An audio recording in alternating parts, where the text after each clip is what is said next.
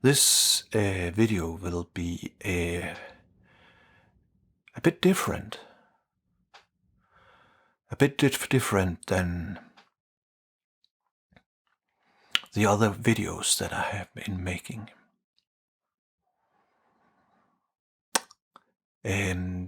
But before I start, please do subscribe if you haven't already done so.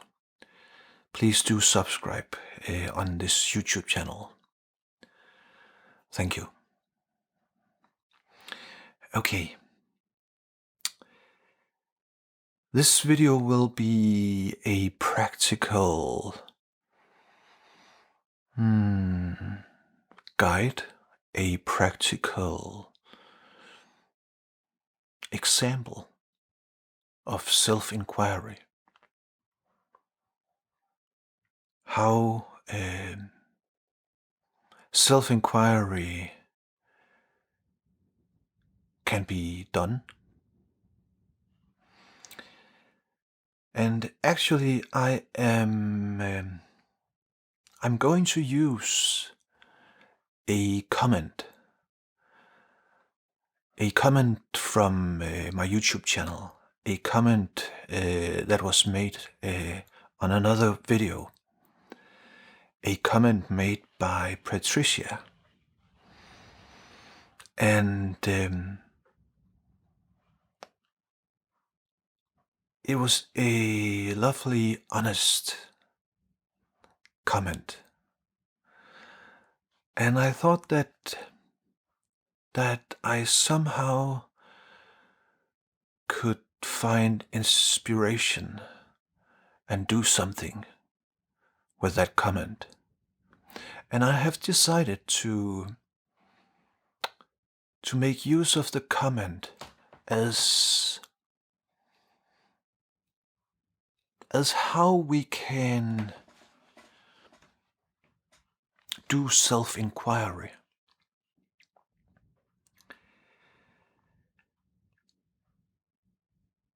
Before I start, I will recommend that you from time to time,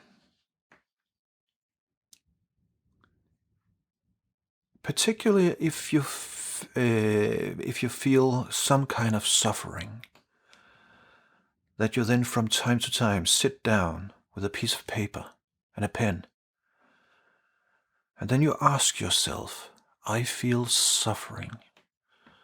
Why? Why do I feel suffering? And then you just sit quietly and dive into the emotions. Ask them, why are you here? What are you trying to tell me? And then the answers will start to emerge, and you will have to be committed to being honest towards yourself. And then you start writing down.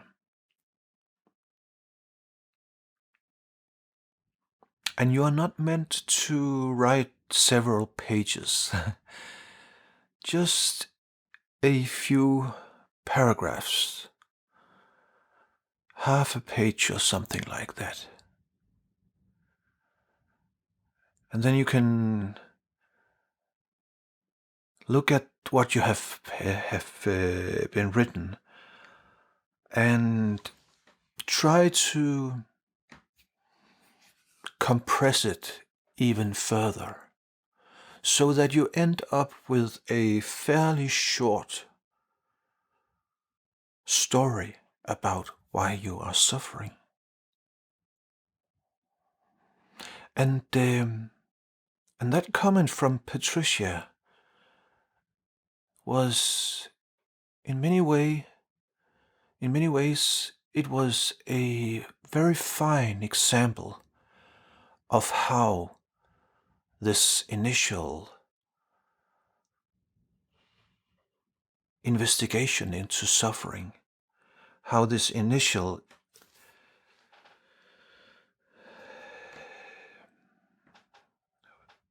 work with writing down, with finding descriptions to clarify why there is suffering. So I thought that I would use this comment as a starting point for a self-inquiry. And then I will be doing something I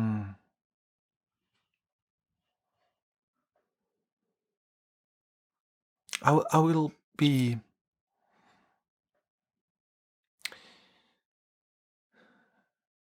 be using Patricia's writing as if I had written it myself. I'll be using it as it was I who had written what Patricia has been writing. And if you now think that, okay, this is all about Patricia, it doesn't concern me, I'm not sure that I want to watch this video. Before you leave, I will just say to you that yes, the words have been written by Patricia, but what she has written could have been written by anybody. So, and I will read the comment in just a short while, and you will come to discover that what Patricia has written is pretty much universal to human suffering. So, I encourage you to stay and listen. I'm pretty sure that there will be something here that you can use yourself. So, as I said, I will read what Patricia wrote as a comment, and then afterwards I will play out, or I will act out as if it was myself that had written this down, and then I will go through how I would make the self-inquiry into these thoughts, and how I would take them apart, how I would look behind them to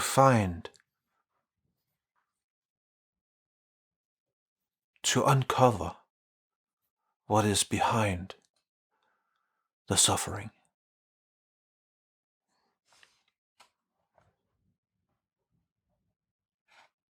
So here we go.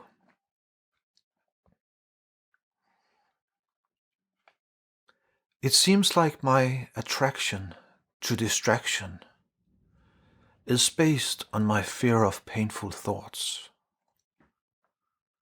Memories that are painful and worries about the future, such as climate change, war, as well as personal insecurity. I don't want to ignore my memories or the dangers of the future. My desire for stillness seems to be coming from the same place, wanting to be rid of painful thoughts, while not wanting to ignore what's happening. I do sense that there is stillness here, yet at the same time, there is this tug of war, of hope and fear, subtle, but still going on.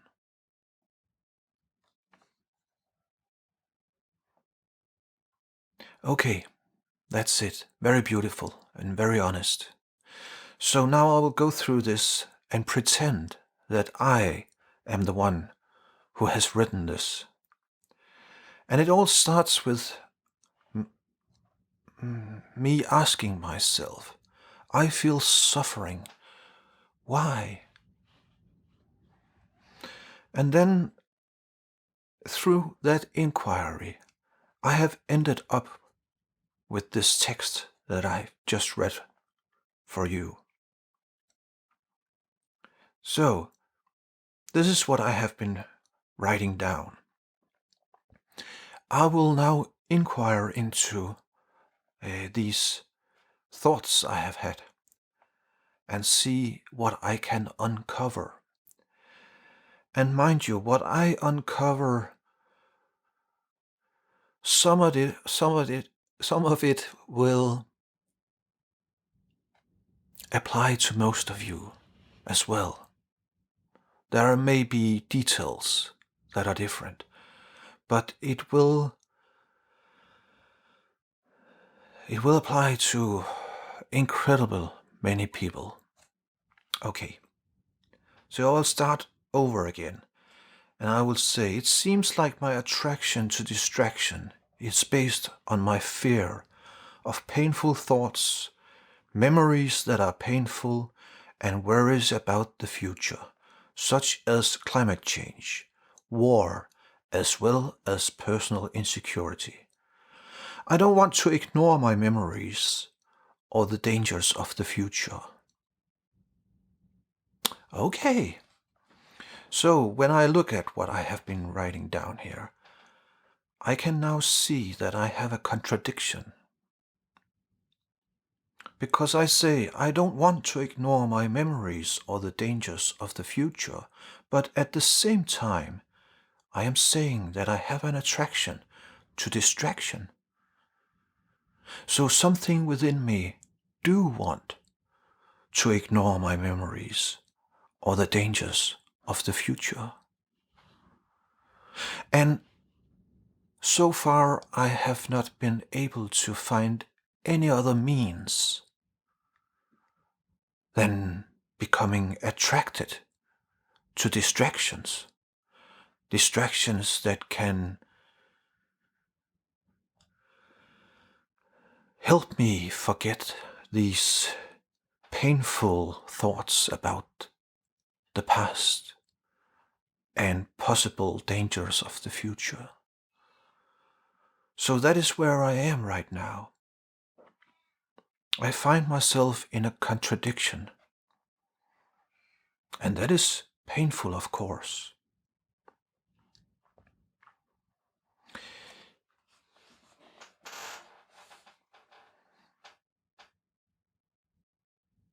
So I have a hard time letting go of the past. And I have a hard time letting go of thinking about the future. I even tell myself that I don't want to stop thinking about the past, and I don't want to stop thinking about the future. But at the same time, it is very obvious to me that doing so is painful. And from time to time, I need some kind of a break. And that break I find by engaging in distractions.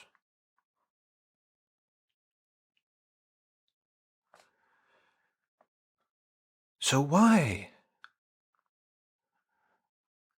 Why don't I want to ignore my memories? And why don't I want to stop thinking about the possibly dangers of the future? And I see that is actually two different questions, so I will start with the first one. Why don't I want to ignore my memories? Do I have to ignore my memories? What about the word ignoring? Is the word ignoring a problem?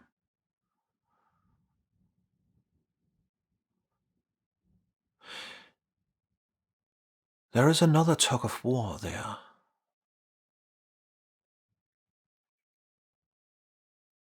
Okay, so there are painful memories. I have painful memories. Someone did something to me a long time ago. He did something to me, or she did something to me, and that was wrong. They should not have done it, but they did.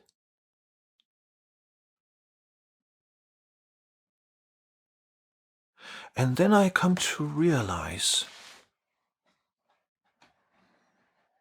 that I have done a lot of things in the past that if I had known better, I would not have been doing these things. The things that I did was not as bad as that which has happened to me. But still, I pretty clearly understand that when I did things in the past,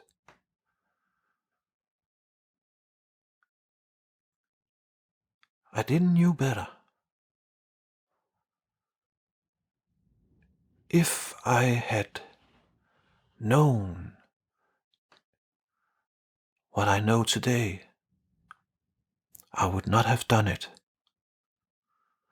But I didn't. So there was actually nothing I could have done to have prevented it. When I did what I did, it was a result of how I was conditioned at that moment. And it was a result of my mental state. And it was a result of lack of knowledge.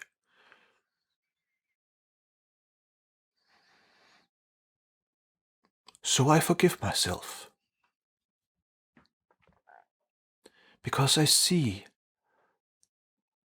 that I could not have done it any other way. And when I see that clearly, I understand that these persons or this person who did something to me, they were in the same condition, same position.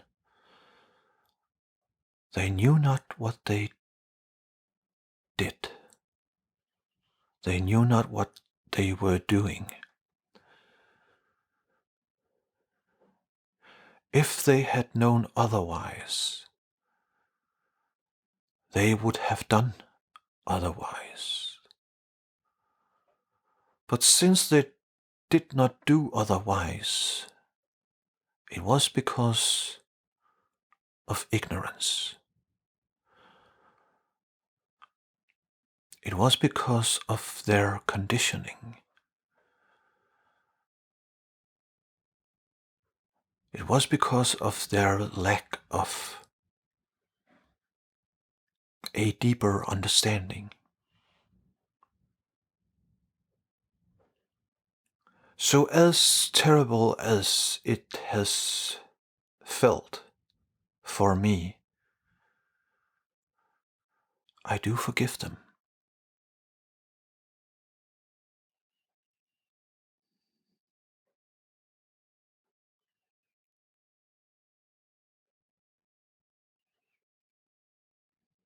I do forgive them for my own sake.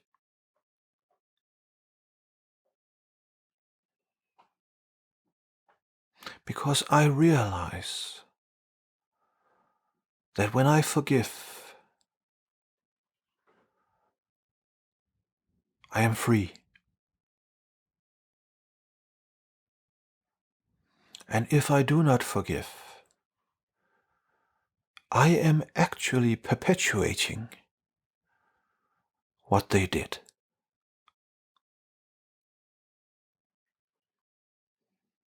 Or what he or what she did.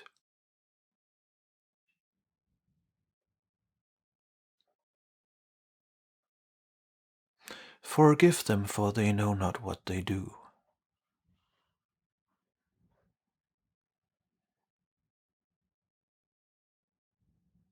So I discover that when I forgive, I am free. And when I am free, I do no longer need to ignore the past.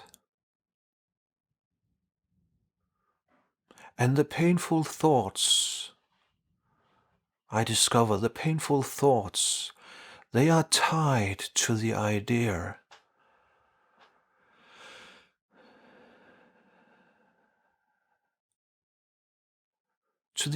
that they actually did know what they were doing. And they were to blame. But I have discovered within myself that they did not know it. They had no clear knowledge of what they were doing. So I forgive them and I am free. There are no longer a tug of war.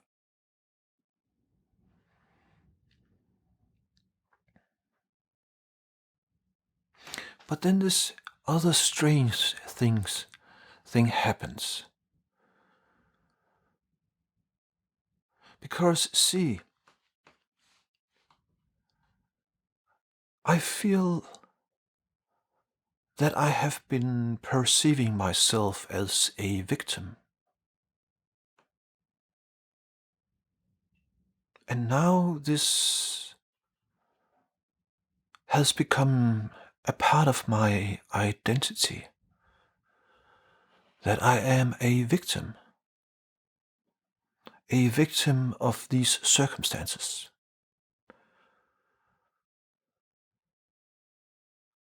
And because it has become a part of my identity, it has also become a part of almost everything that I do. Everything I say, everything I mean about everything. And then I realized that if I forgive them, and if I forgive them and I set myself free, then I can no longer look upon myself as being a victim.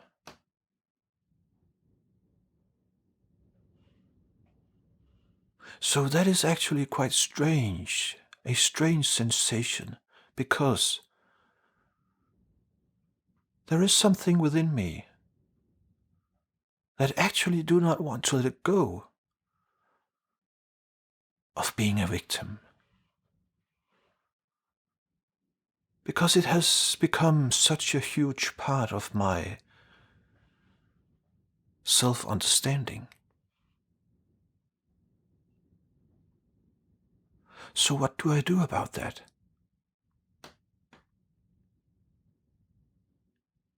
Well, I have realized that what has happened to me and what is happening to me I could also call it all the outer circumstances. They have actually nothing to do with who I am. They are life circumstances, and my identity has nothing to do with them. Well, I could call it a social identity, all the outer circumstances, but a social identity is like a mask. It's not who I truly are.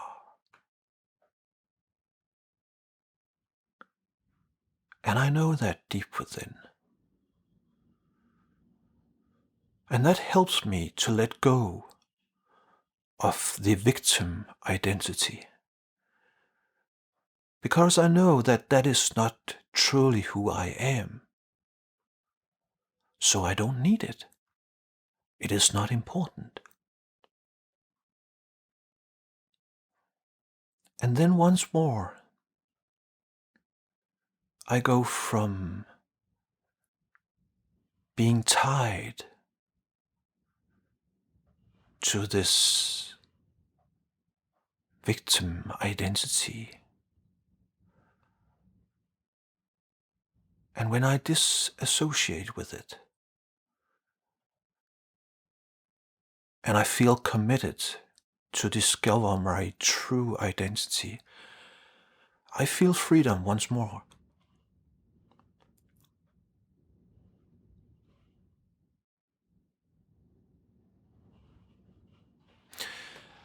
Ah, that feels good.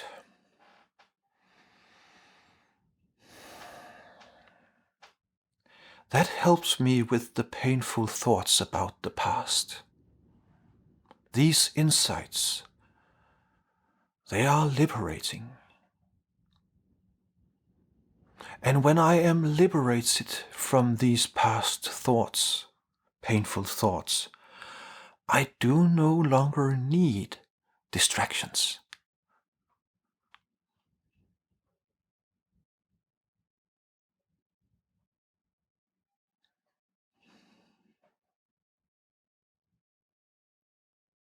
But what then about the painful thoughts about the future?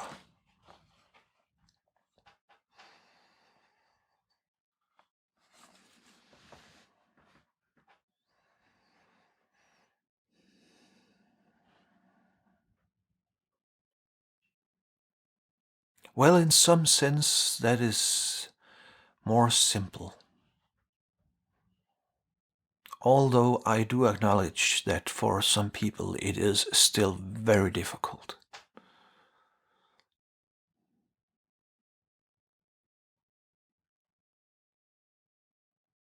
But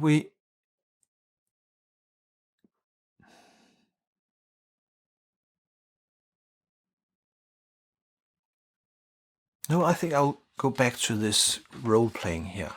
So I tell myself, okay, I need distractions because of painful thoughts about the changes of the future. Okay, so there is suffering there. I can feel it. But when I pause and become quiet, I remember that I have been looking into this before. And I remember that, yes, we do not know what is going to happen. It is impossible. And it is impossible to plan so that we are able to prevent so-called bad things happening in the future. But I have seen that that is exactly what makes life worth living.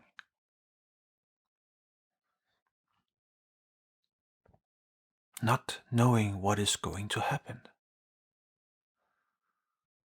That is so beautiful.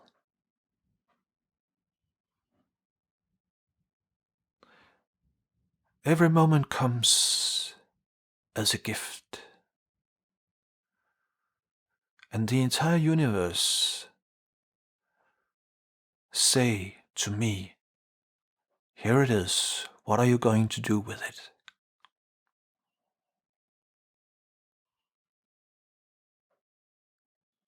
So I realized quite quickly that when I have painful thoughts about the future, it is because I am forgetting. I am forgetting that life is now. I am forgetting to honor the present moment, to honor the gift of life. And I can see the pattern within myself, that it is just a habit trying to protect ideas, my ideas about myself, my family, about the world, how I think that everything ought to be. So my worries about the future is nothing but that.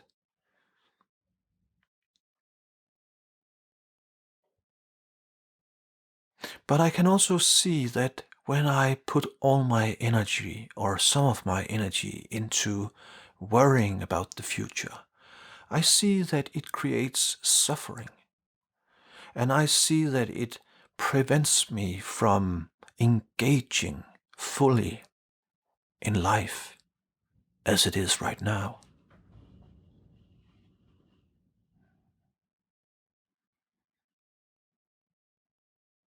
So I understand that that is what I have to keep reminding myself.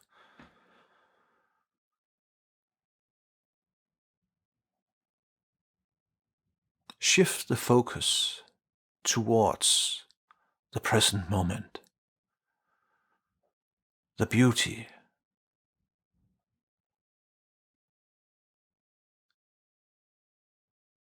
also the horrors. It has it all.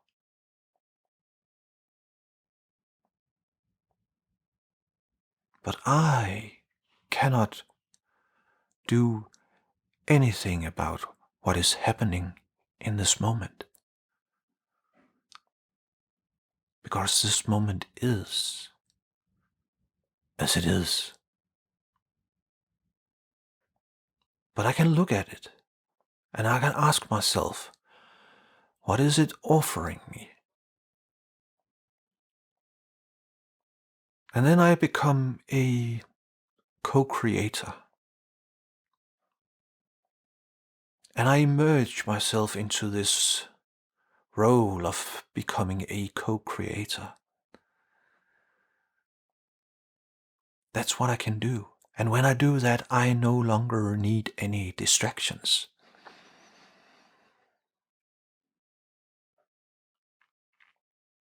Because I know now what I need to tell myself when the painful thoughts about the future emerges.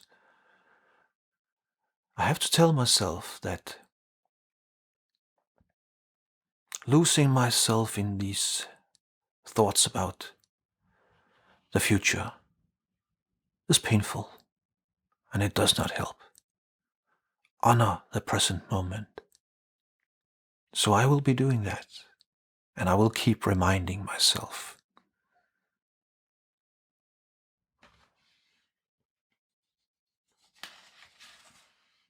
I know that was quite a bit,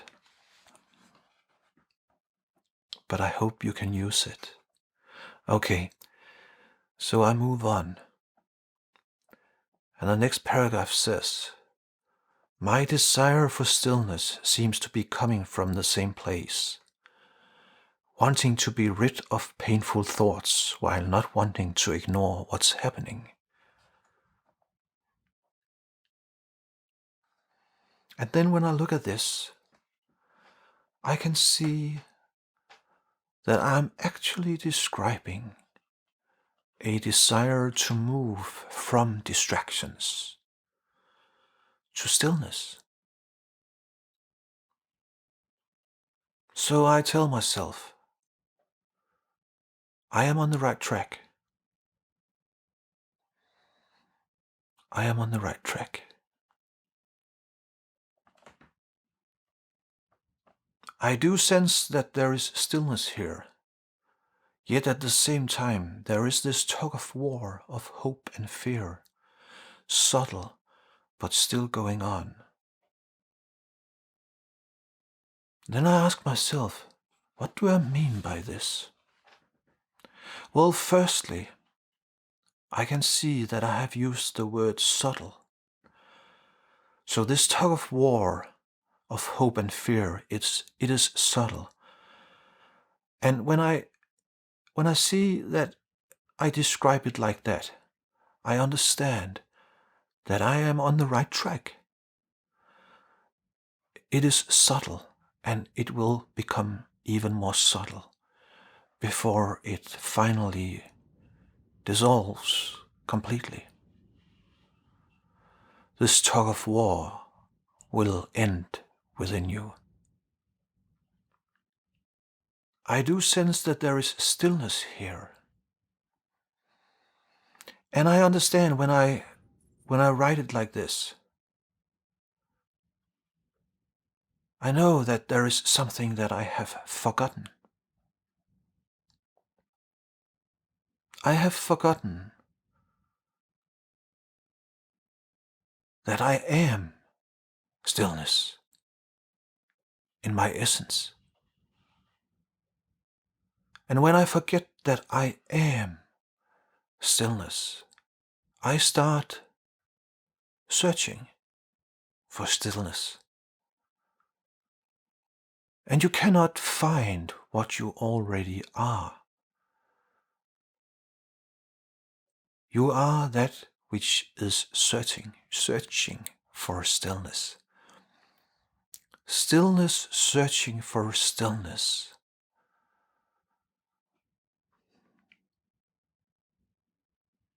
I do not need searching for stillness, because stillness is always here. Stillness does not come and go. All the noise, all the movement, all the turmoil, all the pain, all the suffering, all the painful thoughts about the past, all the painful thoughts about the dangers in the future, all of that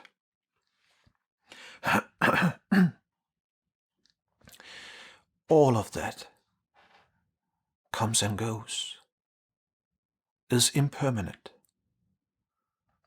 But silence, stillness, is always here. Silence and stillness is the very space, so to speak, in which all the phenomenal world is happening within. So when I tell myself I do sense that there is stillness here, I have simply forgotten that I am stillness. And that is painful too. But when I read, then I come to remember, and then the pain disappears.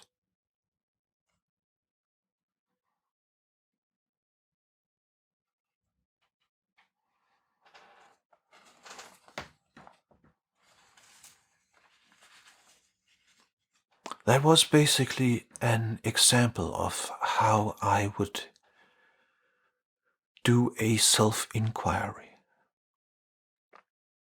when I feel suffering. And then some of you will say, yes, but I've done that so many times. Yes? And you will be doing them a lot. But eventually, the pain and the habit of forgetting, it will diminish. And in the end, it will dissolve. Or should I put it in another way? You will come to discover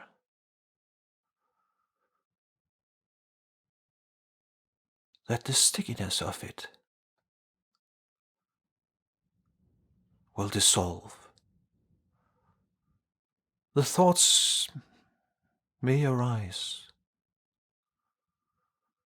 but there are no longer any identification with them. They are just a phenomenon that is manifesting. And I can watch it as it appears. And I am there to watch it as it disappears. Because I am silence. I am stillness. And silence and stillness is truth. Fall in love with truth.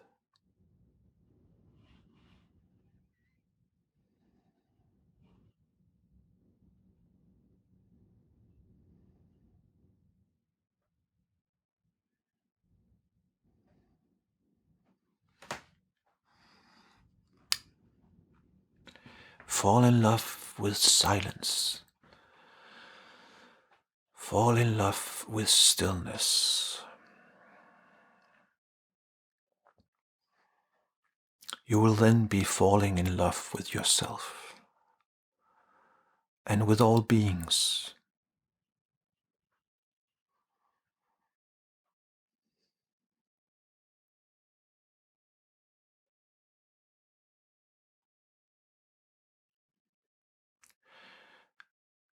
Thank you for listening.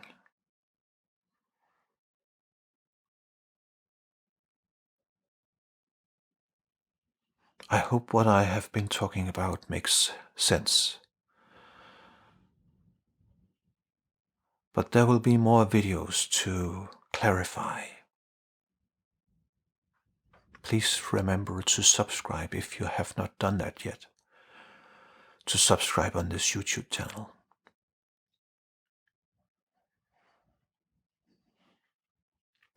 Thank you.